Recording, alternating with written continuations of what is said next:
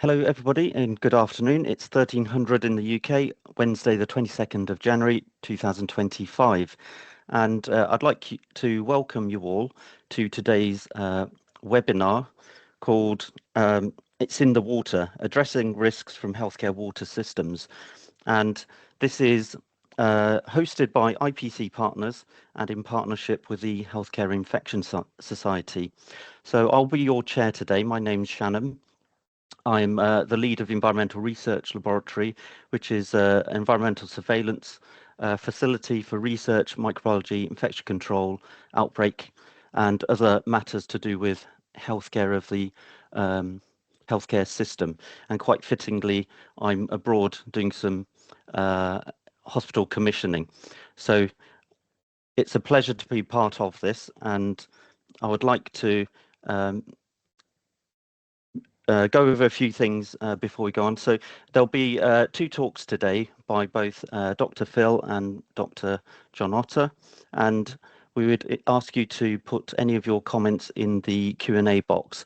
And if any other delegates would like certain questions prioritized, please like them and we'll try and address as many of those as we can. So if we could so some of the aims of this. We want to provide insight into topical IPC published papers. We want to generate discussion amongst all the different members of IPC and healthcare within the community that attend these meetings, and want to provide opportunities for CPD. This will also help exercise critical thinking skills, help build confidence for independent research and study, and in your day-to-day activities, and also to foster a network of enthusiasts, and more importantly, to have a bit of fun. So with that, I will pass you to the two speakers. Phil and Jon, if you'd like to give us a brief introduction to yourselves before we start with paper one.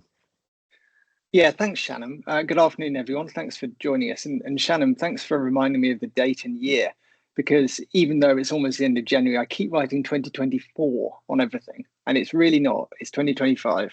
I'm Jon. I'm the director of IPC at Guy's, and Tom is a clinical scientist by background. I've been doing loads of water stuff lately, as we all do. So this is very topical for me, and I hope for many others too. Thanks, Jon. Yeah, welcome everybody. Really excited to be here in this first collaboration between IPC Partners and HIS, and thank you to Shannon for chairing. My name is Phil, I'm a microbiologist by background. I do 4 days a week as the lead IPC at Oxford University Hospitals, and then I'm one half of IPC Partners as well. So without further ado, we're going to get into it. Jon and I are going to present a paper each. I'm going to start, and then we'll do Q&A around my session.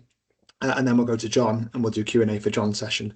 So just as a bit of a background, I've always had an interest in water. And in the last 5, maybe 10 years, I personally have seen a big increase in people talking about this idea of water-free care. So we know that there's risks from water. We know that organisms proliferate really well in water and wet environments. So people are thinking about the ways we can try and mitigate those risks, and water-free or water-light, or I really like this term that Jon and I were discussing recently, which is water-safe care, are kind of one of those ways or strategies to reduce this risk. So this paper was published recently in the Journal of Hospital Infection. And the reason why I chose this, other than my interest in water, and these different strategies that are available to mitigate the risk, is I always look at the authors of the papers, and when I saw Teresa Inkster's name, Mike Weinberg, they're leading authorities when it comes to water, and people who I've really admired throughout my IPC career. So I thought, a narrative review by those experts was a great place to start to see if there is actually any evidence that water-free care makes a difference. And the other thing I liked as well is that the article talked about being forward thinking. So looking at how we actually potentially implement these changes, what the barriers might be, and kind of where we go next. So I thought it was a really kind of holistic way of looking at water-free care and how we can implement it within healthcare. So within the narrative review, they identified 7 studies. The bright-eyed out of there will realise that there's only 6 in my table. mainly because the seventh was a more qualitative analysis, talking about attitudes rather than measuring outcomes in terms of things like colonization. But the key thing to say first about the paper and the narrative review element of it was they didn't find that many studies, so only 7 in total, the majority of which were done in Europe, so 2 in Switzerland, Spain, Netherlands, and then Australia and Singapore. The first thing which struck me is that nothing there from the UK, which is interesting. And the other thing and the key theme which ran through all of these papers was that they were all looking at gram-negative bacteria. And we expect that, don't we? Because we think about transmission of gram-negative bacteria when it comes to water. So the outcomes were the things that I was really interested in, but you can see all the interventions are quite similar, talking about removal of sinks, eliminating sinks and putting in water-free care. And I'm going to talk a little bit about what that meant in the different papers in the next slide time. But you can see actually that the outcomes look quite positive. We've either got a reduction in outbreak or incidence, a reduction in colonization, or other kind of associated benefits with ceasing of outbreaks. So I think, the first thing that I took from the paper was that there is limited evidence out there, but the evidence that is out there suggests that these water-free strategies do have benefits. I pulled this directly from the paper because I thought it was a really good way to show how different elements of water-free care have been implemented within these studies. So talking about what is swapped out when you've got those alternatives to using tap water. The other thing as well that I just want to point out and highlight within the paper was that the authors noted that in some cases, the approach to water-free didn't necessarily actually mean taking water out of that system. They talked about maybe using water which carries a lower risk, so using bottled water or filtered water. And I think that's a really important point because there are some challenges with the terminology when it comes to water-free, but potentially there is a middle ground. If we're talking about safer water, water's been filtered, or bottled water, which has maybe a greater level of sterility, that might be advantageous. So here you can see the different things that have been put into place. So in terms of the limitations, some of the limitations that the paper actually highlighted is this kind of medium evidence really when it comes to whether or not water-free care has benefits around reduction in colonization and infection. We're lacking that really high quality evidence, so we haven't got any randomized controlled trials. And I think this is something that we really need to see to get unequivocal evidence in the next maybe 5 or 10 years. This is something that Jon and I have spoken about before, is that when we think about sampling of these sinks and assessing the bioburden, we don't necessarily have an approved way to do that. And I know in a lot of these studies, we're talking about the actual patient outcomes. But I think, when we think about these studies and where these infections come from and trying to track the source of these outbreaks, one of our limitations is how we sample those sinks effectively. So I think that ties into the water-free care argument as well. The authors point out that our current surveillance methods, and this goes on to my last point, is that they lack sensitivity. It's very rare that we look at water as being the source of infection first. I think we tend to look for other elements. And also, that our standard IPC precautions are often designed to be, or are designed, sorry, to be a catch-all, and has maybe limitations in the effectiveness of preventing water transmission events. And again, another really important point, I think, from this study, which is for discussion, is that a lot of the change is being driven by tracer organisms. And what I think the authors mean here is that we are only seeing change, or we're only seeing things being investigated when we've got an outbreak from a multi-drug resistant organism.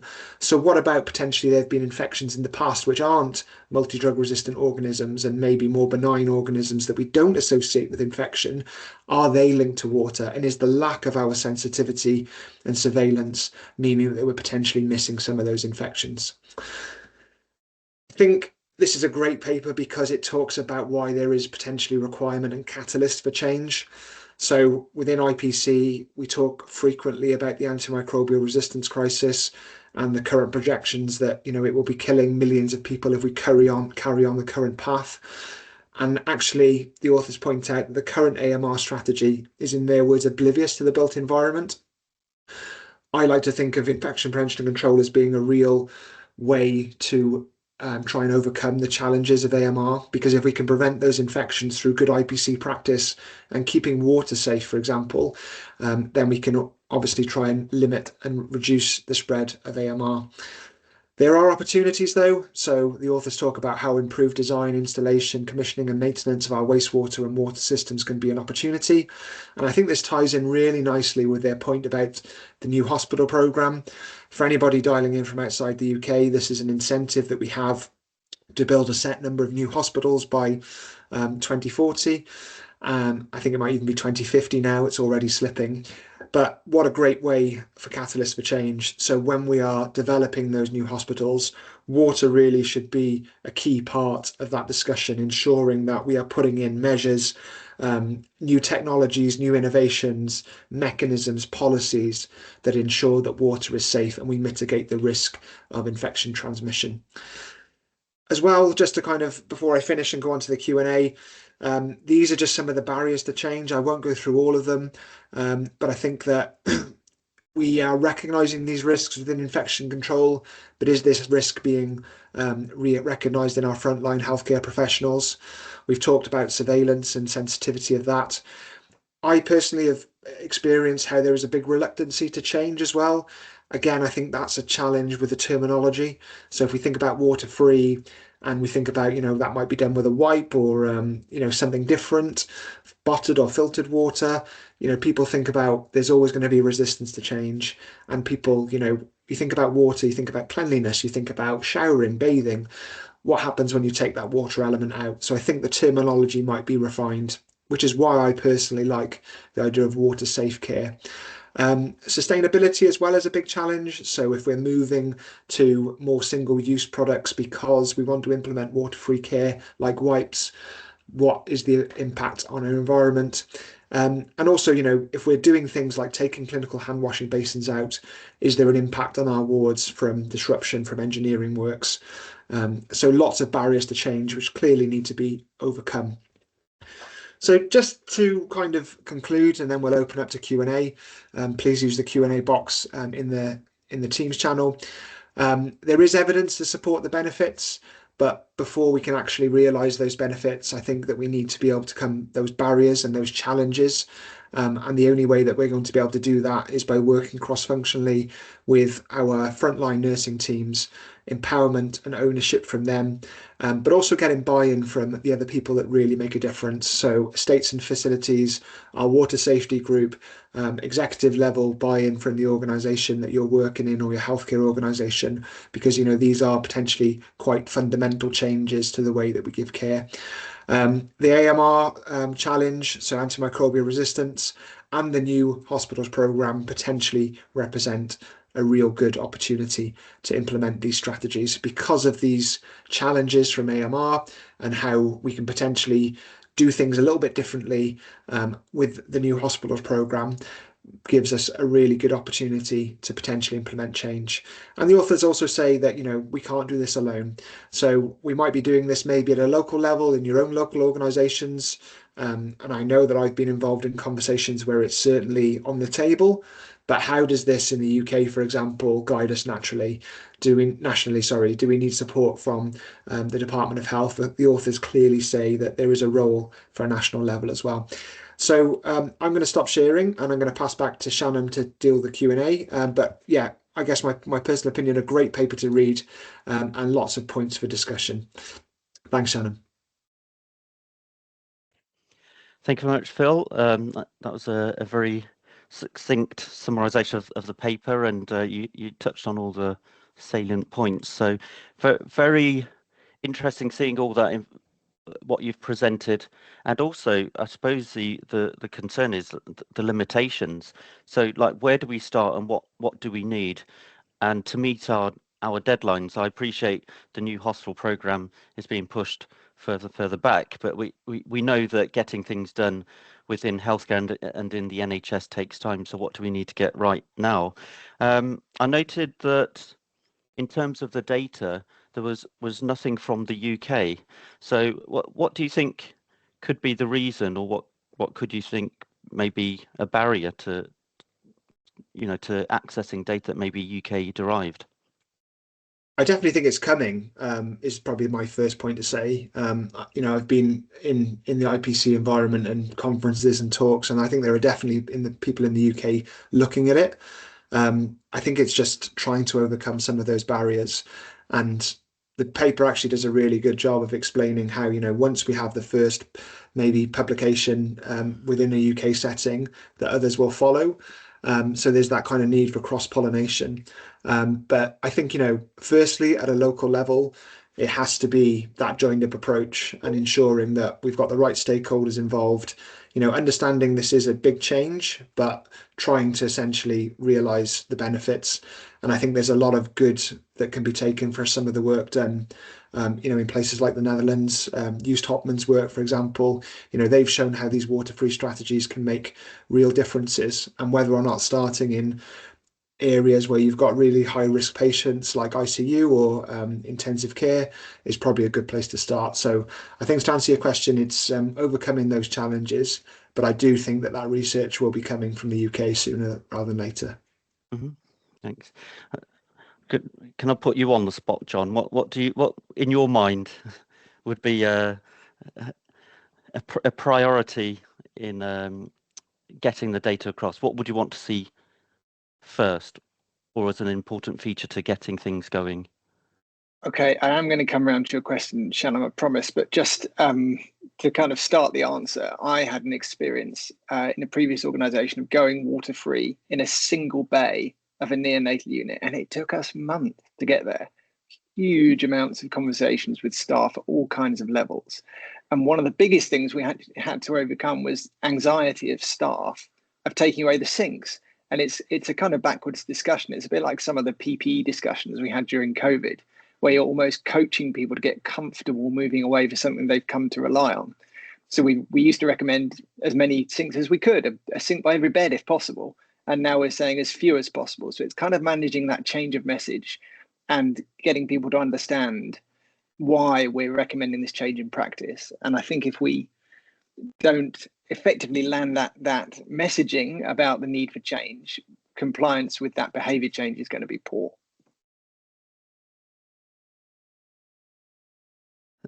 Thank you. Yeah, the behaviour change is definitely very, very important, because when you mention resistance to change or reluctance to change, it reminds me of how people were reluctant to wear masks during the pandemic, and then once people had gotten used to it, there was reluctance to remove it because people were so accustomed, and it's just a behavioural issue. So Phil, come back to some of the points you've made. Sampling, testing, what, I suppose, a number of questions. What in your mind would be a good strategy to sample to find these? And are we missing anything? Are we underrepresenting any key microorganisms? I don't have any doubt that we're missing things. I think that this paper does a really good job of just calling out, the lack of sensitivity in some of the methods that we're currently using. And I think that if you look at the literature, obviously, there are other studies that have been published, but a lot of them tend to be in response to outbreaks. So we're not kind of doing this routinely. And, I've read papers where they talk about the strategies they put in when these outbreaks have happened, but often it's the water is one of the last places that they look. So I think, going back to the previous question about that behavior change, it isn't about just the frontline staff and how we can overcome those challenges, but it's also how we think a little bit differently, and ensuring that, we take water and the risks associated with water really seriously, and that actually maybe they are put at the top of the agenda, or more towards the top of the agenda, in, I would say, certainly areas like high dependency and ICU. I think when it comes to, sampling and, how we assess transmission from these sinks, there's some fantastic work going on already. Mark Garvey, is talking about things like the splash zone and building our knowledge about the potential transmission mechanisms and the roots of that. And I saw Mark recently, and I know he's got some really exciting data following on from that splash zone. So I think, we're building a picture about how these transmission events occur. But in terms of, how we approach sampling of our sinks, there is some requirement, I personally think, for a standardized methodology. And I think that is going to need involvement from universities, academics, organizations like the Hospital Infection Research Lab in Birmingham, for example. I think a collaborative effort to kind of ensure that we're moving towards some kind of standardization. So we have an agreed procedure, whether or not that's consistency in how we sample the sink, where we sample the sink, frequency, right through to, you know, the microbiologist in me saying what agars we use, what incubation temperatures, and all the rest of it.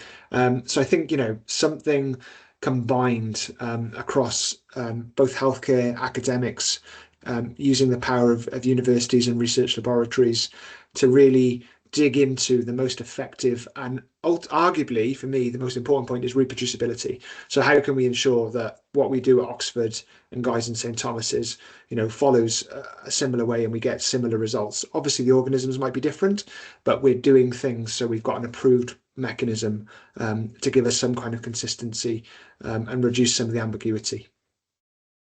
Thanks. Yeah, I totally agree with all that. You mentioned you know, what sort of things prompt this, and yes, it's very difficult to survey and build data on the environmental flora in general, and the only time it happens is during an outbreak or if you suspect things are going wrong. It's you know, we have reportable organisms that have to be they're mandated to be recorded, but we don't do anything for environmental. And I don't know whether, you know, it'll need a big framework to be able to do this and manage. And once you get all the data, what do you do? So it's something I feel needs to be done, but how do we get there? And in terms of the surveillance, it's very hard getting research funding to do that, because often hypotheses are around other problems you want to do, not just necessarily scanning an environment and seeing what you may find and connect dots. There has been some work that's been done by our team, not to bring this session about us, but we looked at drains and outlets, especially in showers in augmented versus non-augmented wards. And one of the things that we found by doing some mathematical modelling of 7 months of surveillance of all of these was there's a tipping point. And so the first thing we found was if your drain became colonized, and this is Pseudomonas specific, if it became colonized, there was a high chance that an outlet would become colonized sooner or later. The other thing we noticed was it appears and disappears at an inconsistent and unpredictable rate. It's almost transient. And then the other point was there's a tipping point for each type of ward. And once it reaches that tipping point, the number of contaminations can escalate until it reaches a plateau about 80% of your ward being positive. So it's very interesting, very worrying at the same time. But I suppose the main thing is if you want to know whether there's going to be a problem on your ward, it's not necessarily the surveillance of the water, it's the drain that will give you an indication whether you've got a problem on the horizon. So I think there's a lot of work needed there, and I think you were right about, you know, we need to get the sensitivity of our sampling right first and be able to access all of those areas and make something reproducible. So this is something we do need to do, and maybe this could be the topic of another address. So another webinar. So rather than it's in the water, it could be it's in the drain, but they both go hand in hand. Jon, you've had a lot of experience with surveillance. What are your thoughts on this? Yeah, actually, sort of along those lines. Can I throw something in from David from one of the audience questions, which I think is a great one, which is we've known this for a decade, guys. 10 years ago in the Netherlands, this data was produced, and we still haven't got anywhere really in introducing water safe care. Some organisations more than others. I suppose the first part of that is David didn't put it quite like this, but what's taking us so long? And the second part of that is which central organisation is going to lead this? I was hoping you were going to answer that, Jon. Yeah. Well, that's why I asked it, so that I don't have to answer it. Yeah. I mean, It's a great question, isn't it? And I don't quite know why it's taken us so long in the UK. And I do believe, that people are waking up to the impact of that research from areas like the Netherlands and the benefits that it has. Um, there probably is a role for something from a top-down approach at a national level, and but that needs support from all the people and all the experts that are on the ground and all the people in the know-how and the knowledge. So I definitely think there is a role for some kind of central guidance, whether or not that is government led or it's through another organisation. What about you, Jon? Yeah, I think it could be a number of things. I suppose you might still argue we haven't got the gold standard, gold-plated ultimate study, cluster randomized controlled trial, multi-center that shows that it really is effective. A lot of it is pre-post kind of data. I think maybe the other thing is probably just good old-fashioned adoption cycles. It takes us 10 to 15 years to make any significant change in most of our practices. And there'll be some early adopters, and then you go through the adoption cycle from there.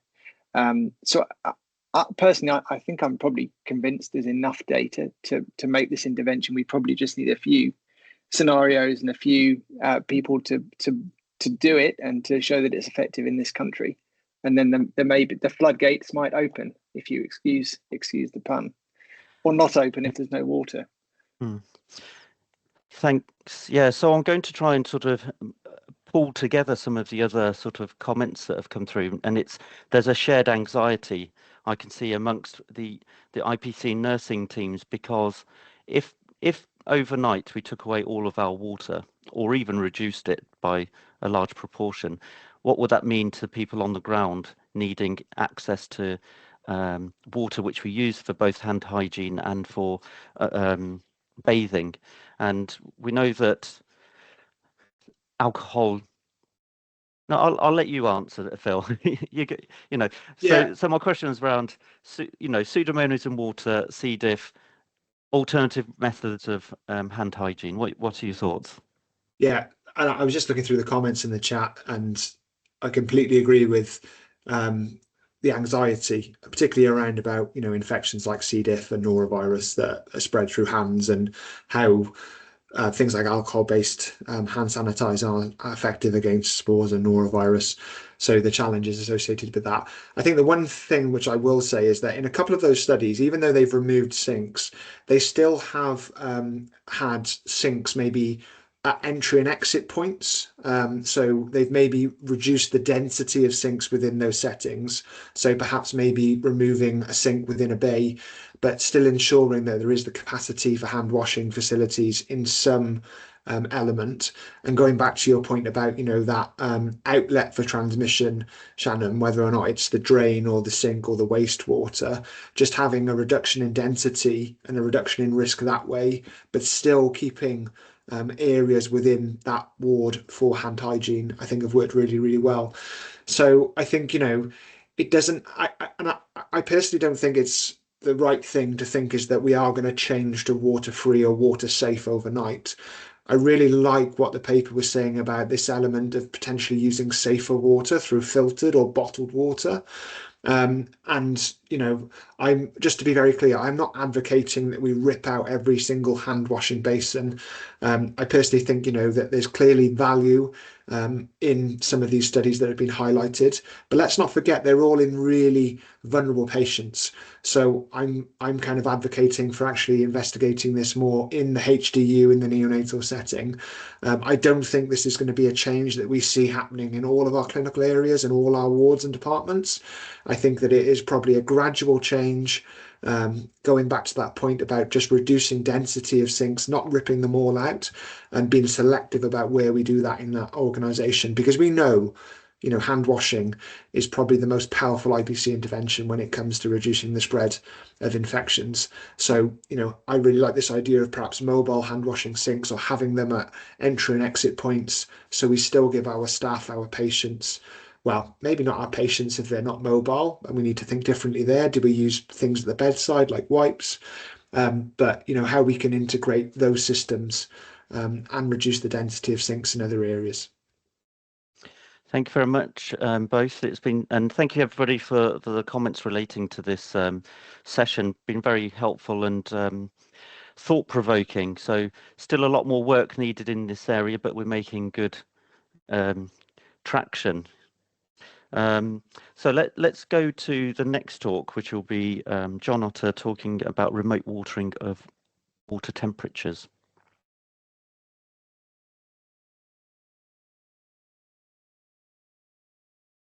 Can you see those slides okay?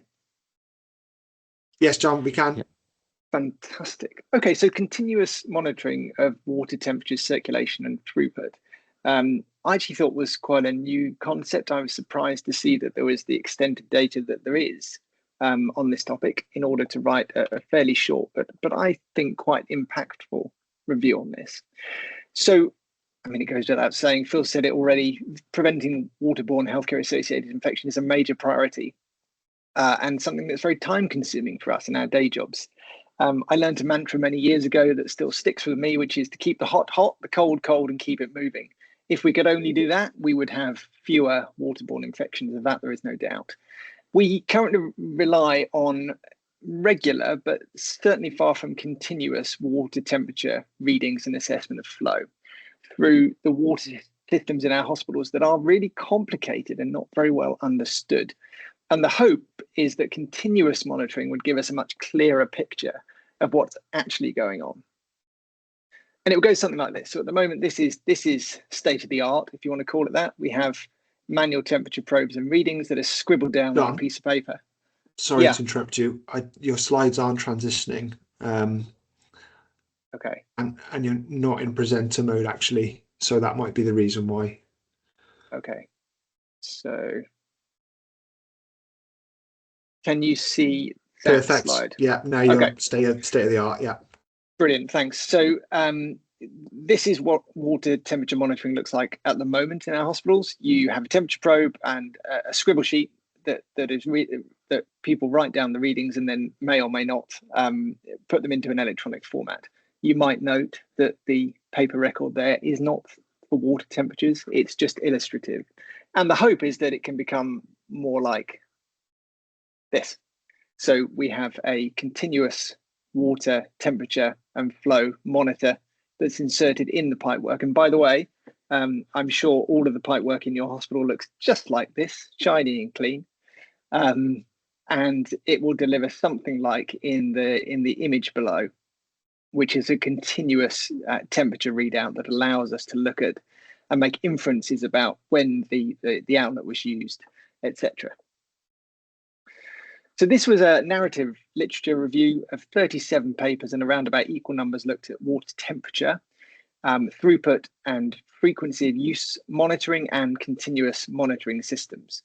They introduced a term that was new to me, HAWIS, so healthcare associated waterborne infections. I'm not sure whether that will take on or not. Perhaps that's something we could discuss. So they looked at the evidence to say that actually, if you have good control of your water temperature, that's probably the best measure to prevent HAWIS. That there must be flow through both the entire system, but also through individual outlets to prevent stagnation, loops forming and biofilms forming. Actually, quite shockingly, low-use outlets are really difficult to identify. The estimate is that at least 1/3 of outlets that are low use are actually identified as such and dealt with. Unsurprisingly, there's evidence that manual monitoring does not provide a really representative picture of water temperatures, whereas there is some compelling evidence that continuous water temperature monitoring can provide a much more representative picture, and it goes beyond water temperature and can include flow and inferences around individual outlet usage. It might have other benefits, for example, being labour saving, reducing carbon emissions, and somebody mentioned in the chat earlier about the energy efficiency of effective water temperature in our systems, and help to make inferences to identify outlets that are particularly at risk of biofilm formation that might require direct intervention. So what of limitations? Well, this was a narrative review, so methodologically weaker than a systematic review. I think honestly, though, given the few articles that are relevant, I'm not sure a systematic review would have turned up anything different in this case. As I mentioned, really, it was a surprise to me that there was enough data out there to write a review of this type. Unfortunately, the review didn't touch at all on either the cost or the cost effectiveness of going down the route of continuous monitoring. And there was no kind of idiot's guide, if you want to call it that, to what the various different approaches to applying continuous monitoring might look like in terms of the advantages and the disadvantages that they might bring.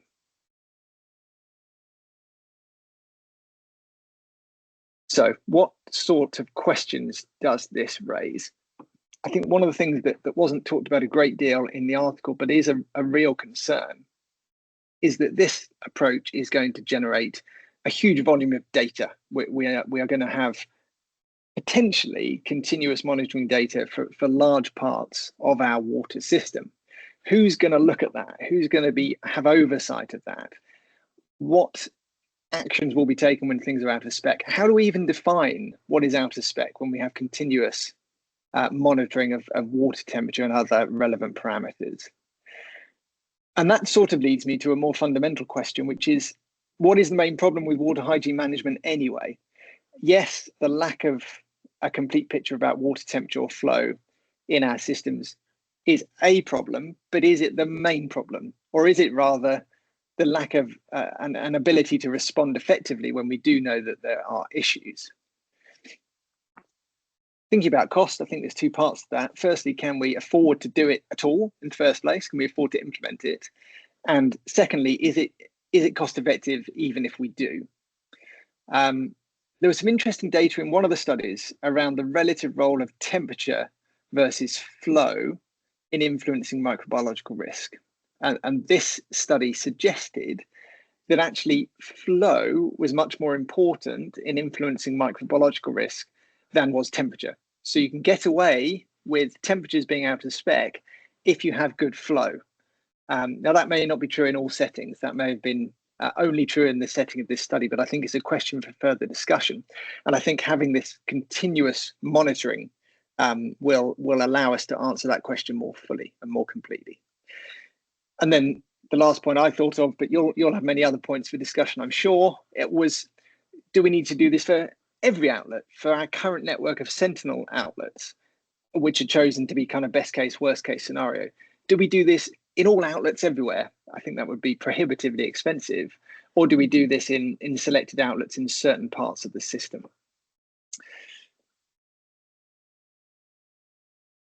So what this means for IPC, very simply, I think water safety groups need to take a very close look at implementing continuous monitoring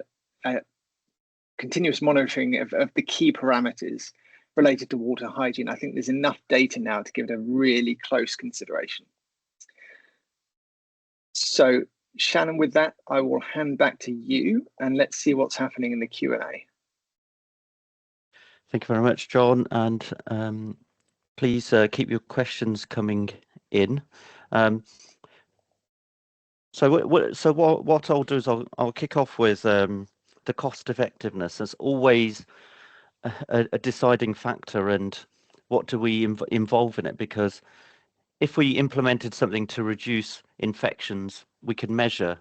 But if you introduce something and you prevented infections, you would never know that they would have happened anyway. So how do you just decide on the cost effectiveness of that? Any thoughts? How would you play it if you had to deal with it? Well, this is a fundamental issue in a system with a low frequency negative event of any kind, be that certain accidents or be that a healthcare associated infection on the ward that's not related to water. To get a really high powered study to show a reduction in these low frequency events is virtually impossible. I mean, there's only a handful of healthcare associated Legionella cases nationally each year. So to configure a study to look at an intervention to reduce that is going to be impossible. So I think here we have a way to give us really complete data on the ultimate process measure. So I think if we can't measure the ultimate outcome in an effective way to prove benefit, then we look to a process measure. And I think water temperature is a great process measure to give us assurance around water hygiene. So I think there is a way we can estimate cost effectiveness with a continuous monitoring system, but it would be based on sort of extrapolating risk based on the process measure. Thank you. I note in the chat there is mentioned that there are 2 published papers on remote temperature monitoring, and if they're in the public domain, it would be very useful for the community to have a look. I'd definitely be keen to see what it says. So there is a question about increasing temperature in systems and scalding risks. What are your thoughts around that? Yeah, I mean, we have to try and optimize hot water temperature. We can't have it scalding hot at the beginning of the system so that when it gets to its return temperature, it's hitting the specification of 55 degrees, because obviously that introduces scalding risk throughout the system. So there has to be that balance of temperature and flow in order to equalize with the temperature throughout the system. The reality of that, though, in a really complicated spaghetti junction of pipes in an old hospital, is that is incredibly difficult to achieve. And my hope is that continuous monitoring will give us much more information to understand our baseline. I suppose we have to brace ourselves for bad news that actually our irregular manual water temperatures might be giving us a little bit of false assurance, and that when we start to go down the route of continuous monitoring, things may look even worse than they do at the moment. And how are we going to respond to that? That's certainly a point for consideration. So remote monitoring, it helps you understand, usage of outlets. What would you consider is low use? Well, I think that probably needs to be redefined in the context of continuous monitoring, because if 1/3 of outlets are meeting the current definition for low use, then that implies we should be taking out of service or flushing regularly a huge number of outlets, which isn't practicable. So again, my hope is that having this continuous data stream on water temperature, especially, will help us to make those inferences about outlet usage and come up with new definitions of what we mean by low use and how that tracks on to microbiological risk as well. Yes, it's a good point, because low use doesn't always mean it's not important. You may have you sometimes see, for example, bedbound patients who may not use an outlet, but there may be the one occasion when they need it. So taking it away, is that a good or a bad thing? So yeah, there's a lot of usage that you need to sort of consider. On the subject of monitoring, how would we appreciate that there's going to be some microflora in the water that we use? What we don't want are key pathogens, but what do we do when we see general microflora in the background? So do you think trend analysis is useful, or should it be individual data read and managed on a case by case over a long period? Well, I think probably both have their have their place, but I think water sampling suffers from the fundamental limitation that irregular manual sampling of water temperature suffers from, in that it's never going to give you a fully representative picture of the system, because it will be true of that day. Now, I suppose you could argue that with sampling of the water, if you have any Legionella or Pseudomonas above a certain amount, then that's a trigger for action, and it doesn't matter that it's on one given day. So I think if you find positives, then that's completely meaningful. But if you find a negative, then that could be a bit of a false negative. So maybe we need continuous microbiological sampling as well, Shannon. Do you reckon you could find a way to do that? We're working on it, but the way the world is going is it's all about big data and how we make sense of it. So yes, I think this is we'll all need to set up quantum computing servers in our healthcare IT infrastructure. Yeah, I mean, But that'd be great. But I suppose something that is within our reach is metagenomics. So we're beginning to take a metagenomic approach to patient samples. People have applied that to some kind of environmental type samples. I wonder how that approach might help us in understanding microbiological risk in our water systems as well. Definitely, I think it's got value in understanding the water quality, because we appreciate for, let's say, non-augmented areas, you'll have certain organisms that will be there but not a risk.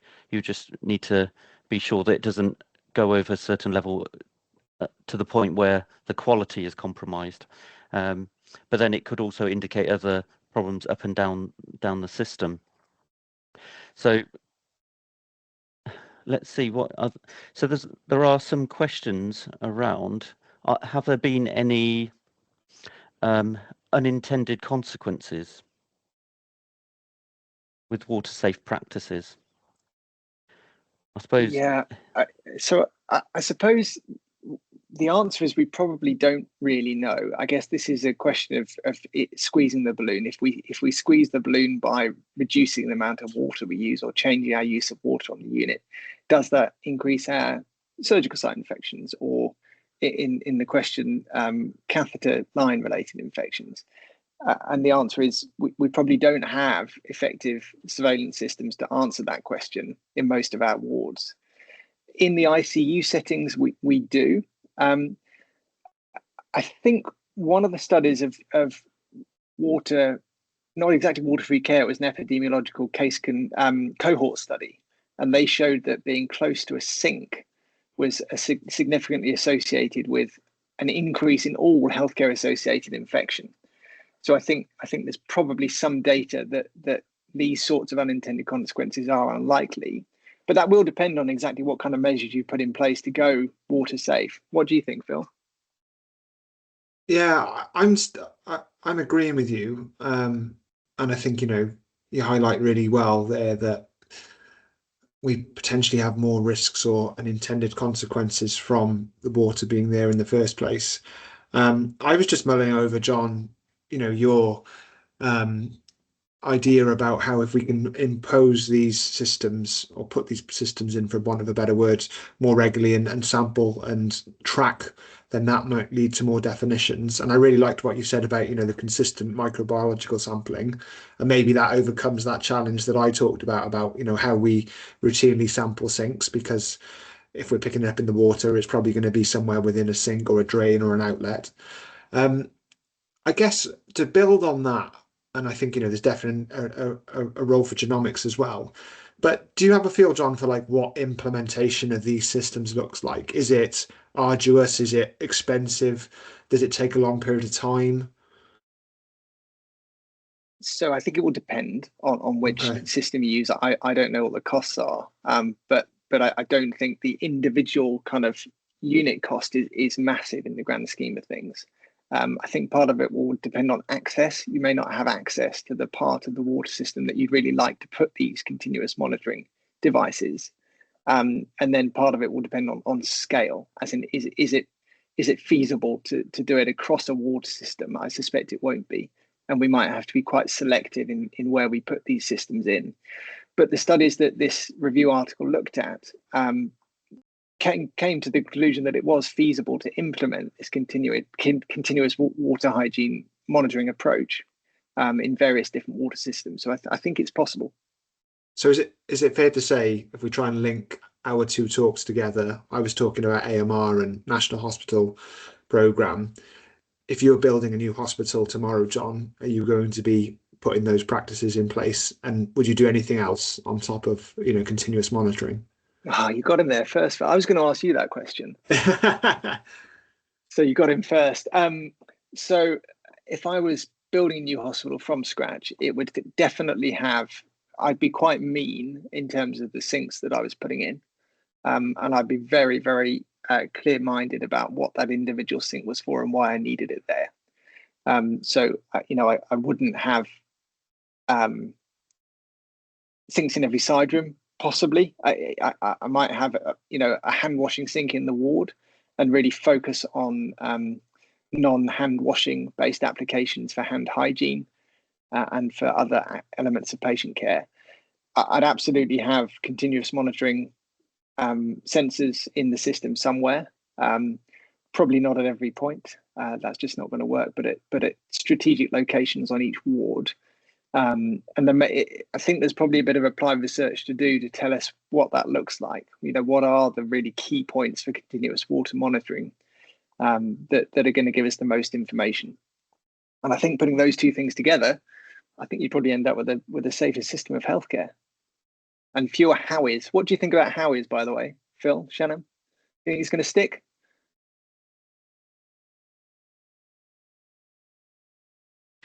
Sorry, what do you mean? This new term, have I got it right? Howie, healthcare associated waterborne infections. Oh yes, of course. Well, if enough people use it, then it will become fashionable. So I think that's if enough people on this chat use it, it may do. We might start a revolution, a Howie revolution. So definitely monitoring and implementing it. There is always a cost element to it, and with ability to not just monitor temperature, but to be able to survey the microbial flora within these water systems will definitely add to the picture and give us a better way to deal with it. So sort of in line with that, we have some questions on biocide. So I'll direct this towards you, Phil. So for the community, would it be a good idea to just dose with biocides the entire water system, including little light outlets? Will that solve the problem? That's a really good question.